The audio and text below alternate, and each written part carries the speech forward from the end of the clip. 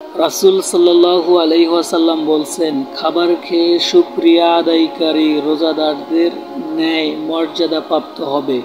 Reference: তিরমিজি, হাদিস নং 2486।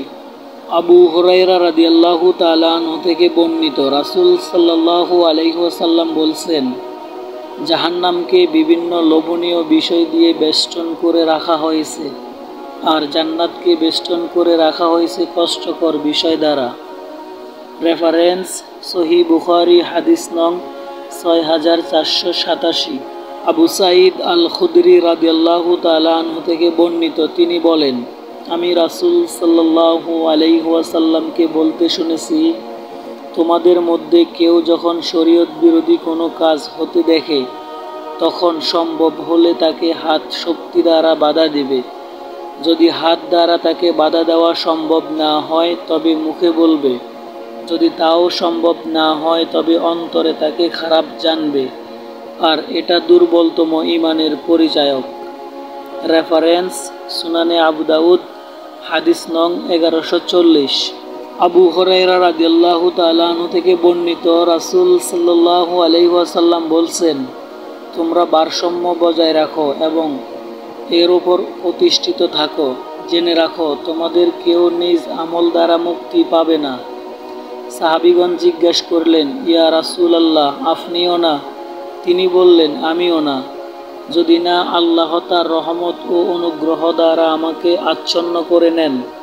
Reference: সুনানে ইবনে মাজাহ, হাদিস নং 4201। আবু হুরায়রা রাদিয়াল্লাহু তাআলা আনহু থেকে বর্ণিত, তিনি বলেন, রাসূল সাল্লাল্লাহু আলাইহি ওয়াসাল্লাম বলছেন, মানুষ যখন মারা যায় তখন 3 প্রকার আমল ব্যতীত সকল আমল বন্ধ হয়ে যায়। 1. সাদকায়ে জারিয়া। 2. এমন ইলম যার দ্বারা উপকার সাধিত হয়। 3. নেককার সন্তান যে তার পিতামাতার জন্য দোয়া করতে থাকে। রেফারেন্স: সহিহ মুসলিম, হাদিস নং 1631। আবু হুরায়রা রাদিয়াল্লাহু তাআলা আনহু থেকে বর্ণিত, রাসূল সাল্লাল্লাহু আলাইহি ওয়াসাল্লাম বলছেন, তোমরা অনুমান থেকে বেঁচে থাকো, কারণ অনুমান বড় মিথ্যা ব্যাপার। আর কারো দোষ খুঁজো না, গোয়েন্দাগিরি করো না, একে অন্যকে ধোঁকা দিও না, পরস্পর হিংসা বিদ্বেষ করো না, একে অন্যের প্রতি বিদ্বেষ পোষণ করো না এবং পরস্পরের বিরুদ্ধাচরণ করো না, বরং সবাই আল্লাহর বান্দা ভাই ভাই হয়ে থেকো। রেফারেন্স: সহিহ বুখারী, হাদিস নং 6066। আনাস রাদিয়াল্লাহু তাআলা আনহু থেকে বর্ণিত, রাসূল সাল্লাল্লাহু আলাইহি ওয়াসাল্লাম বলছেন, 3টি জিনিস মৃত ব্যক্তির পিছনে যায়, তার পরিবার পরিজন, তার ধন সম্পদ ও তার আমল।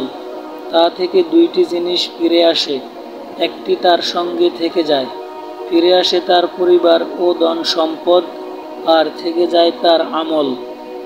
রেফারেন্স: সহিহ বুখারী, হাদিস নং 6514। সুবহানাল্লাহি ওয়া বিহামদিহি, সুবহানাল্লাহিল আযীম।